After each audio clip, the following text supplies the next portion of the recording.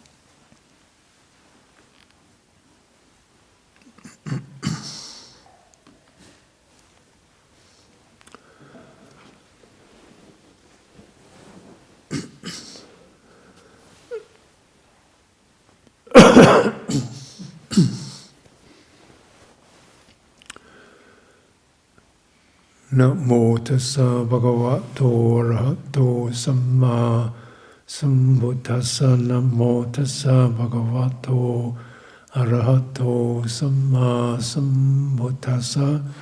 Namo tassa bhagavato arahato samma sambuddhassa. Buddhang dhammang sanghang namasami.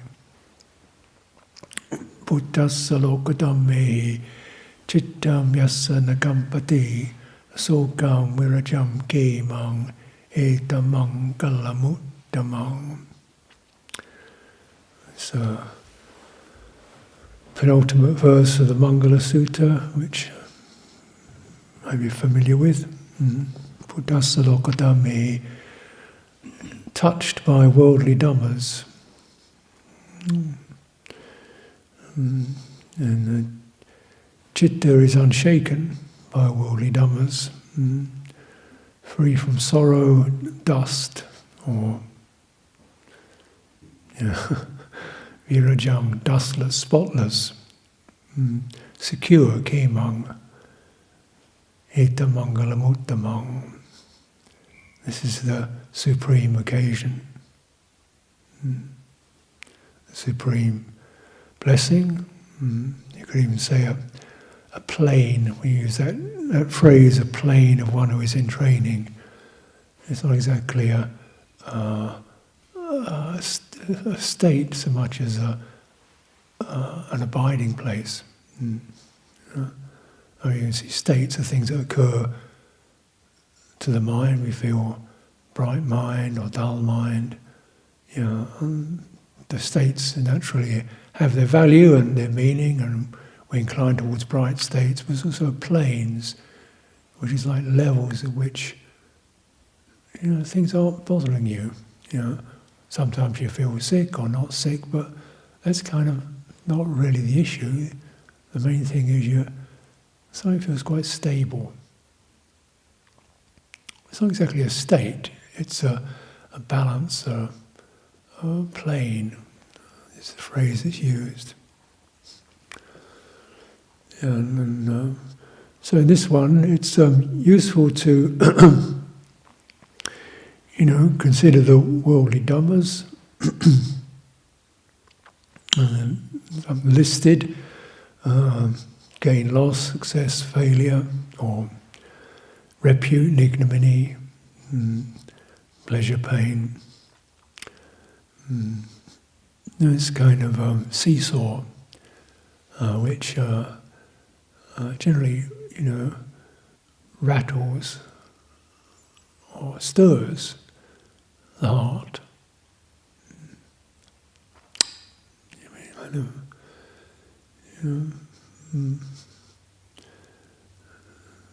These are very kind of stark statements, but the praising, the sense of feeling one succeeding, then blame, feeling one's failed, gaining, losing, pleasure, pain, having a good reputation, being a nobody. So this can bring up kinds of elation or frustration or fear or anxiety or depression, or desperate hunger to really get to that good, fortunate state. But really, states aren't really where it's at. Although, we incline towards fortunate states in order to, shed habits, shed attachments. So you incline towards a state of brightness in order to see clearly. But, seeing clearly, then what do you see? Then what you see, what you see through, becomes the foundation. I've really seen through the power of sensuality. Yeah. And then so there can be pleasant things and unpleasant tastes and pleasant flavours and unpleasant sights and sounds, and I guess, you call them of the pleasurable degree, but they don't really stick. I'm not really excited by it or hungering for it. So you get something like a plane where these tides can wash over, and yet something remains steady within that. Citta. And this is quite a useful reference, because I assume we'd quite like there not to be any worldly dhammas to deal with. We could all live on an imperturbable plane. But that isn't going to happen.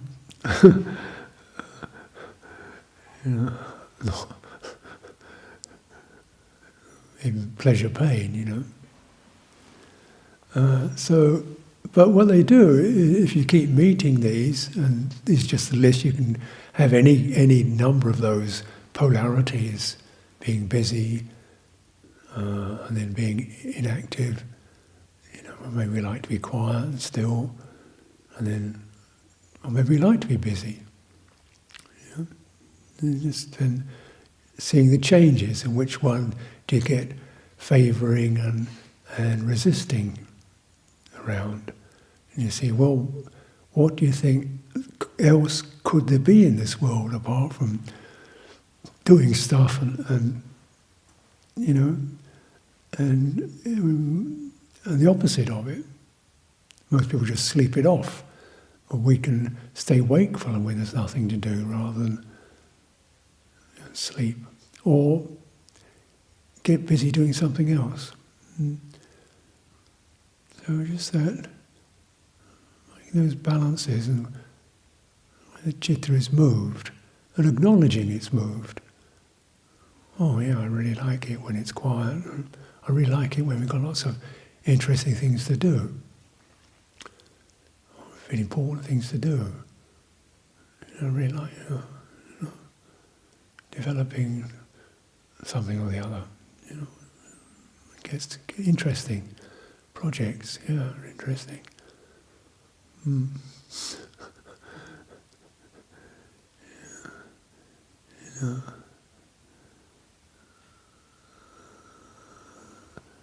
Then you begin to notice getting those things occurring. And that's where you create sati, mindfulness. And notice how it changes. And things don't go forward the way we'd imagine them to. We get into a place where things seem to flow along, and then there's some kind of obstacle arises. And then there's a delay, and then somebody leaves, and then something else happens. No, it doesn't go forward as it like it did when we had a spreadsheet on the table. We're all just tick. Okay, we create a better spreadsheet with more details on it. And then, I didn't realise that was going to happen. Yesterday we were talking a bit about dealing with fear, and how one prepares oneself for threats, fear. So okay, make sure you got you've got lights, you've got a flashlight or a torch in the dark. Okay, then you've got rain gear, in case it rains. Then you've got a good stick in case you fall down a hole, and then you've got something in case a car comes behind you, and then. How many precautions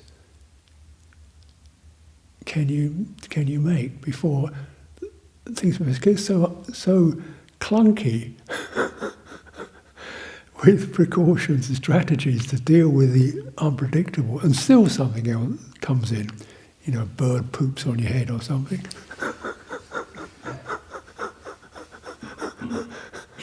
Hey, I didn't know I should have worn a hat. Something always gets through, doesn't it? And particularly in monasteries, which in some ways are they're incredibly structured. A lot of bases are covered, a lot of structure, a lot of bases are covered, child protection, safety procedures, so forth. And yet they're quite open systems. They have to be open in order to survive. Breathing in, breathing out. So the world just comes washing in, and the infections come in, the COVID comes in, and people who are slightly unbalanced come in, and the people who are severely unbalanced come in.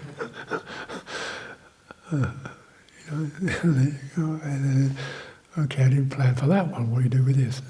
It's got to be a structure that will do it. Okay, we can create another structure. Eventually, we can keep doing that, and yet it's never going to be that safe or secure.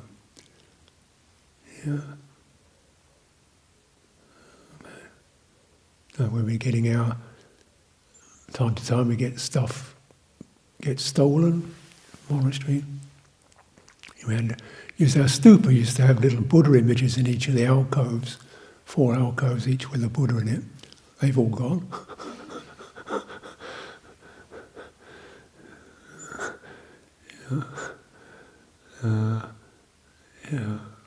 So, what are you going to do? Lock up the stupa? We used to have the Dhamma hall, which we like to keep available for people, and people can find refuge.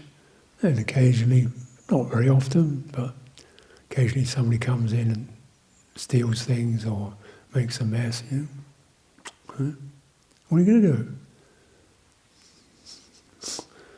Okay, we'll just live with it.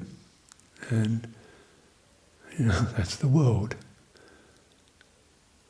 I'm getting exasperated or righteous or paranoid, we just live with it. And something when you recognise this is not secure, not stable, but strange enough, if we get pushed backwards and forwards through these processes, something eventually seems to find a midline of, just stay balanced and not get into, it's all pointless, or into, we've got to make everything exactly right. No, not that. There's a midline. And the Chithurst isn't shaking.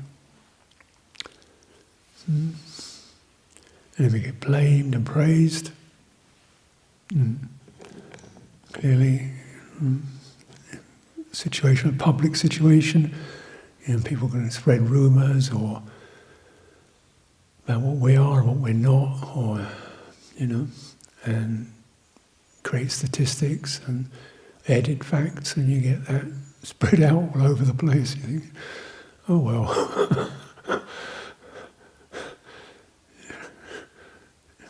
It was ever thus, and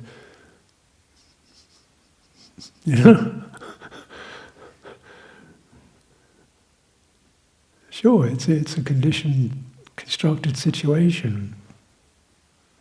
Yeah. And in our own mind, we can kind of find, if we had different set up, maybe change the routines or change the structures, which one can do from time to time, and that's good. Just keep it fluid, and you recognise, none of it is exactly right, because it's a condition. And it's just getting those changes enough to recognise, whichever way it goes, there's always something not covered by it. Let's just be completely open. We don't have to turn up for anything. Well, great. And then, who's doing this? What happened to that? Somebody's forgotten to do this. What's he doing? Yeah. Or have it completely, everybody's got to do this on time, and people, that's not right either.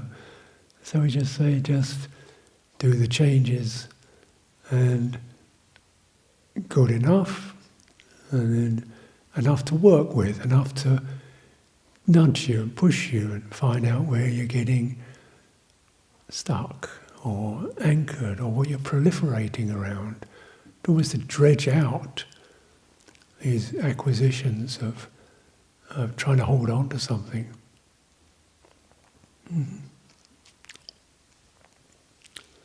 A position, a territory, an ideology. This is the best, perfect tradition in the entire world, the human race. This is the supreme achievement, is Cittaviveka. Nope. Complete waste of time. Nope. Outdated, fuddy-duddy. Archaic patriarchal system. Decadent patriarchal system, feeding on the goodwill of the laity who get convinced by it. Okay. Or it could be supported by the faith of human goodness, with people making commitments and trying to develop their precepts and renunciation and getting on with each other, and inner construction, and recognizing, everybody gets it wrong, everybody loses it sometimes, everybody tries to make amends, everybody needs training. And then until we find that, then you go to one beyond training, where actually none of this stuff lands anywhere in your citta. And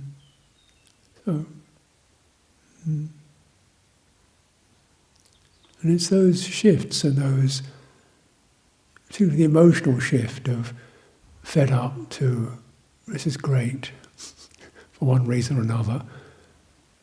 Yes, that's good. I mean, that's what happens. And then what happens when you get the fed up? Can't stand this another minute thing.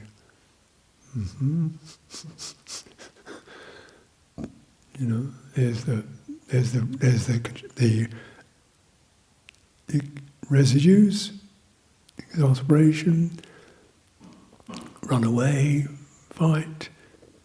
Okay, those are the residues of frustration and irritation, and me, I want to have a happy life with people I really like, a comfortable job, decent thing. Long fantasy erupts.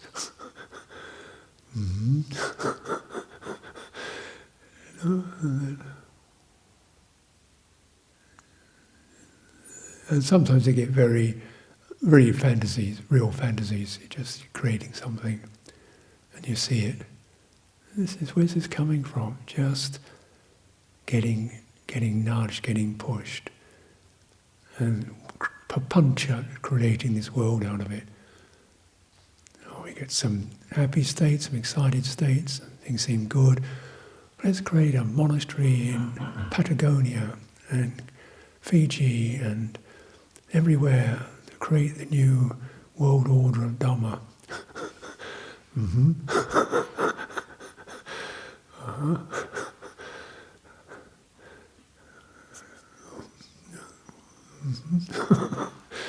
Just take a few breaths on that one. This means constitutions, it means complexities, it means planning permission, it means dealing with people, it means management, it means committees, it means people complaining about you.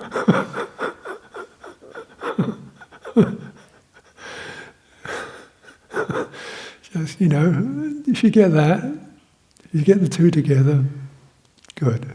Then you're ready,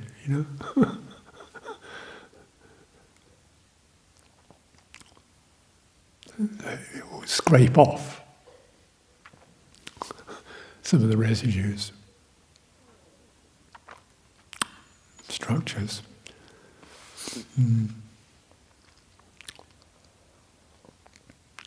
And how structures and the way we structure comes under that fetter of sila, patta paramasa, sila, principles, rules, protocols, vata, things we do repeatedly, duties, systems and customs.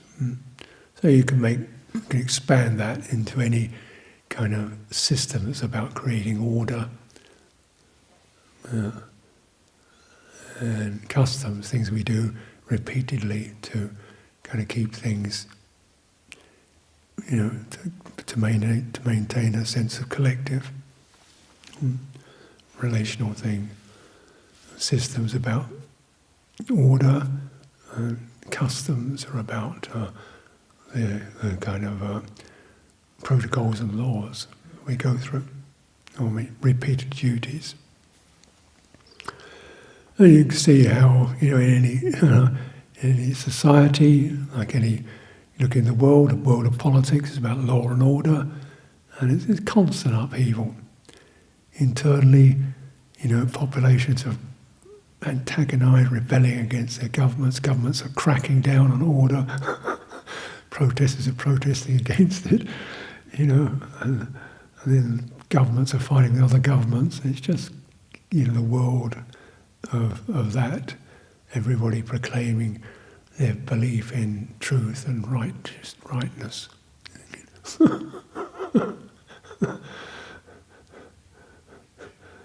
Yeah, so you kind of see how this Cittaviveka thing starts to, do enough turns and turns on it, it becomes a sort of a system of oppression. And internally, and yet we need systems, and we need customs. So it's that how are these held as known as a construction and held as something you can operate within for simplicity and group agreement, which is actually in monasteries is very good. We don't actually have an autocracy. There's constant seeking for agreement within the community and agreement with this community with other communities, which is actually really pretty good. And, in that sense, then we respect the fact that we're not always happy with that agreements, but okay, personally, it's not quite my thing, but for the sake of, what works for most people, or people who are committed, they will work with that discomfort or dissonance. So you're not clinging to it, but actually using it in these two ways. One is something we don't have to keep asking questions about, and then we get down to things hold steady, and then, okay, within this, there's that person kind of trying to find out. And then eventually that relaxing of one's agreement and disagreement is just,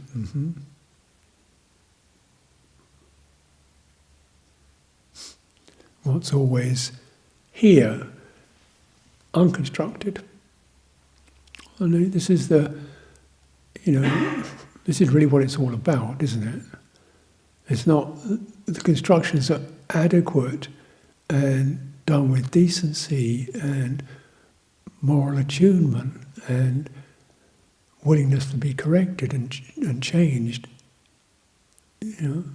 around certain principles.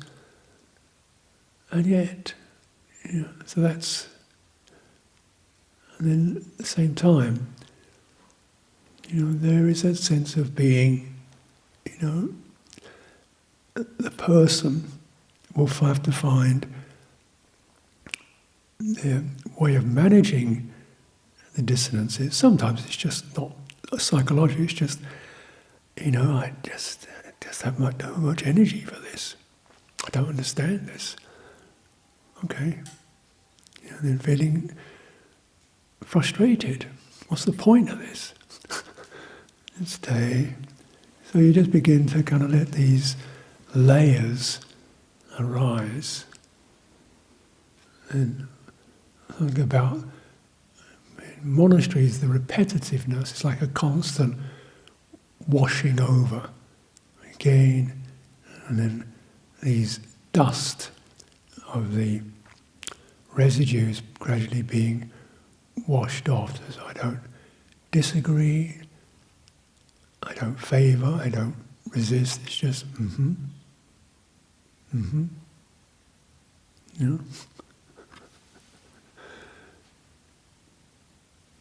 Or,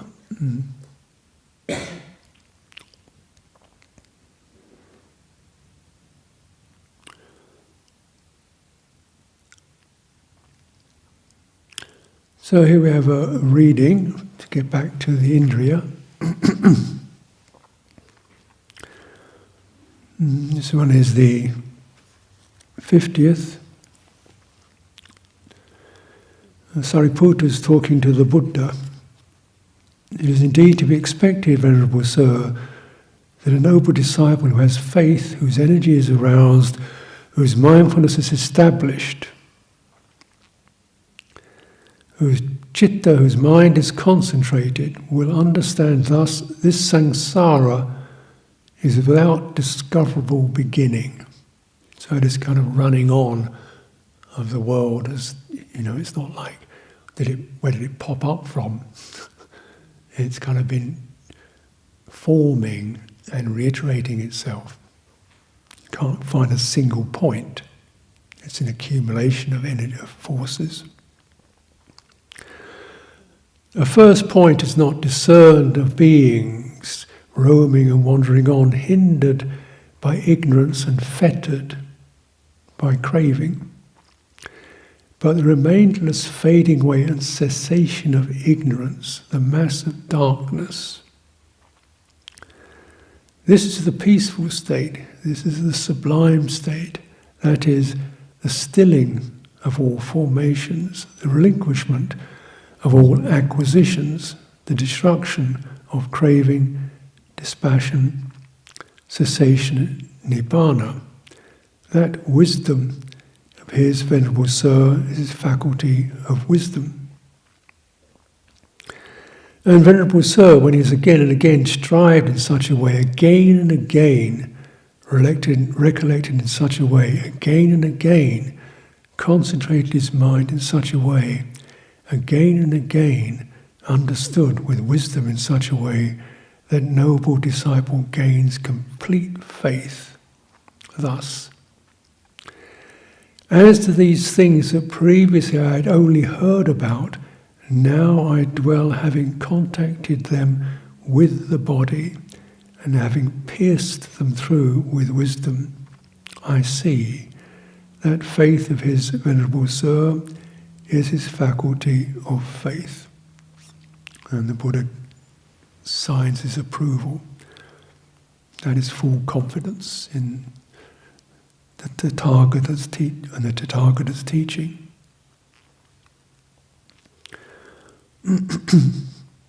So clearly, some of the ignorance isn't something you can see, because that's the nature of ignorance. You don't see it. If you see it, wouldn't be ignorant. Fettered by craving, when I was being dragged along by it, you don't notice because you're just going with it. Like you're in a current and it's sweeping you along. Oh, this is nice, just getting moved along. There go the trees, there's the landscape moving along.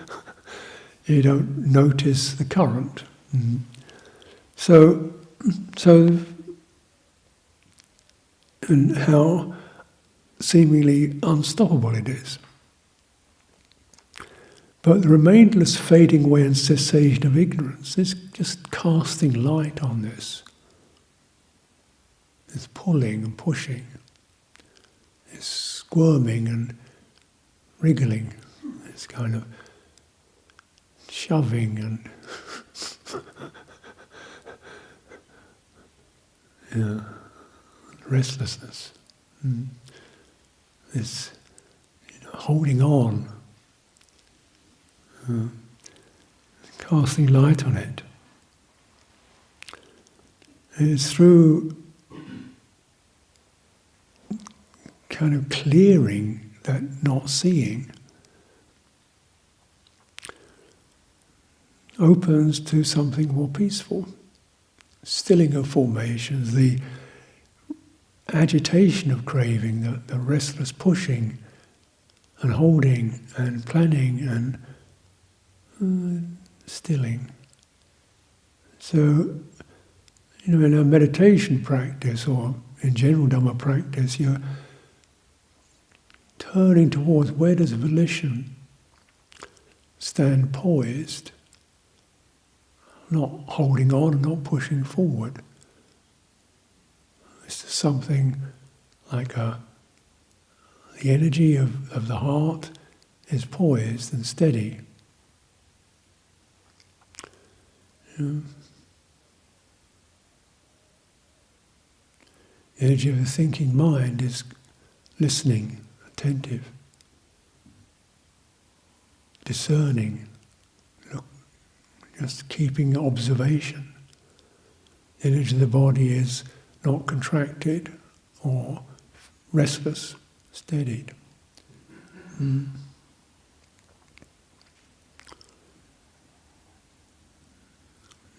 So this has to be our meditation ground, has to be coming to this.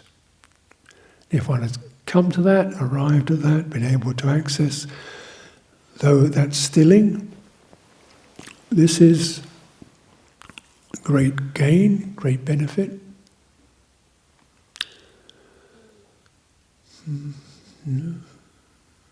It's not about being inert or dead, but being poised, balanced. And then we notice what is balanced. It's not a thought, it's not a mood, it's a sense of there's presence, there's awareness. Definitely, there's not dull, it's aware, it's open, it's bright, it's grounded.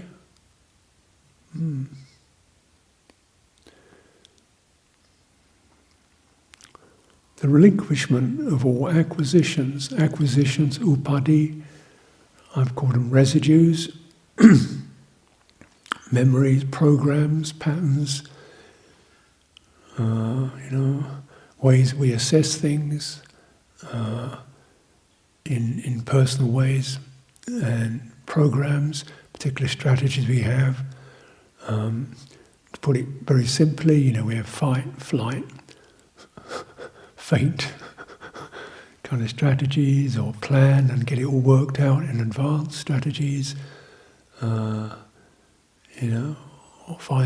hide someplace where you can just bury ourselves, strategies to somehow get away from that exposure of uncertainty. Because in poise, in balance,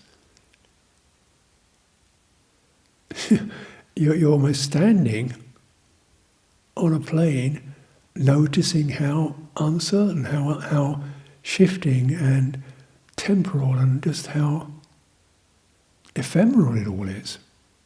What we're witnessing, what's touching is just shifting and moving, and then a normal action is going to be random. What is the effect of that?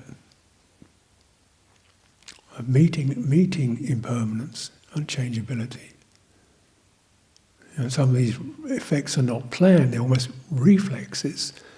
We feel deeply uneasy, even though you know in your head all this stuff about impermanence. Something still feels,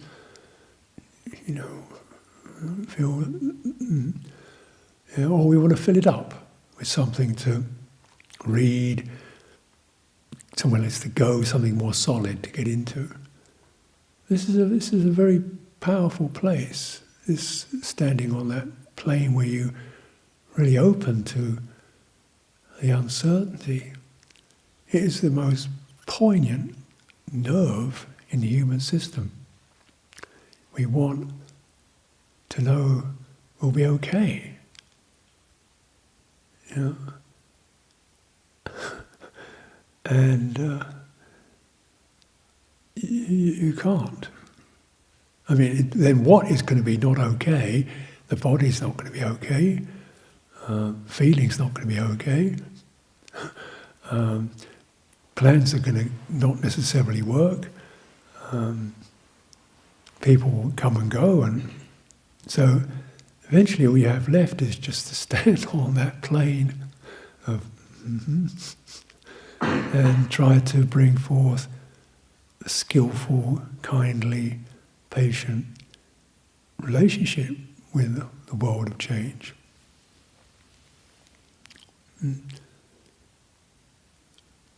So then this leads to, eliminating one's knee-jerk reactions and reflexes, clearing them, to have just this soul refuge, which, we can chant, the Buddha is my only refuge, but it's good to have the NHS as well, isn't it? And accept, and so on.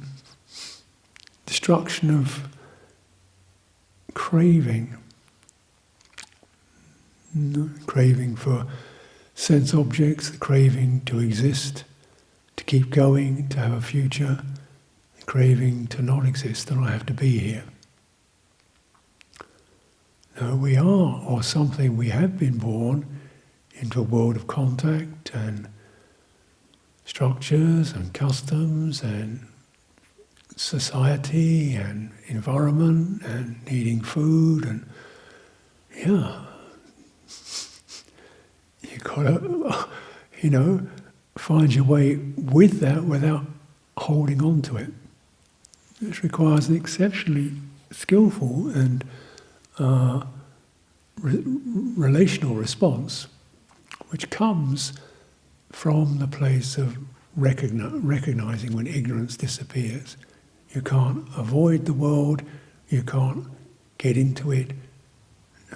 There's a place that's not of the world from which you can relate to the world in a fluent way. Dispassion. Getting emotionally excited or despondent. Cessation. The ending of the attachments. The grasping. Nibbana. Unbinding. Unbinding personality pack. There's no feeling, this is a mind state, this is an emotion. Listen to them, relate to them, be patient with them.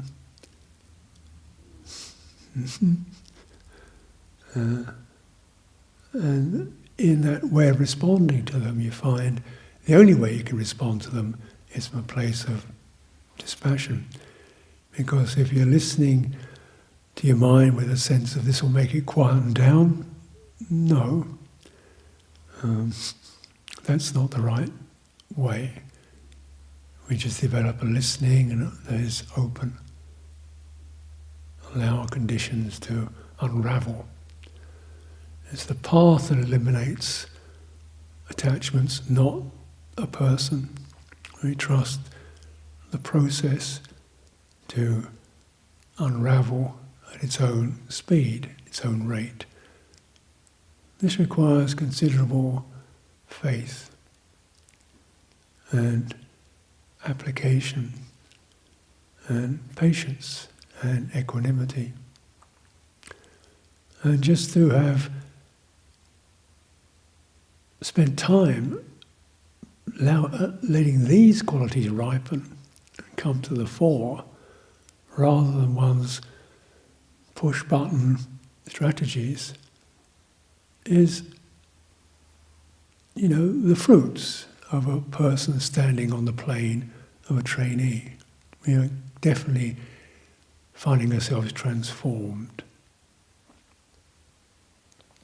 Without any effort, one becomes patient, not through gritting one's teeth, just because that's the only quiet place to be. One becomes equanimous not because I'm kind of out of it, or just because that's the only steady place to relate to things from.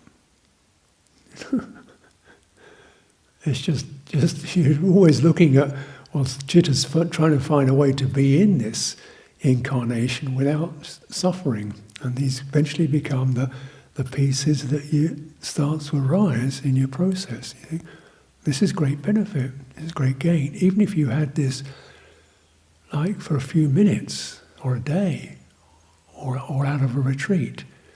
Because once that plane is touched into, it's a matter of, as he says, returning again and again and again, having to sometimes go through the same embarrassing process of getting stuck and go through the whole process until you return again to that plane where it's just stable and things are, there's a release. So, of course, as we come to this closure of the period of group meditation practice, and gears change, this is, having a period of group practice in a functioning monastery, which is open, itself is really a tribute to the holding power and the flexibility of the conventions and systems that we practice with. Normally, places shut their doors.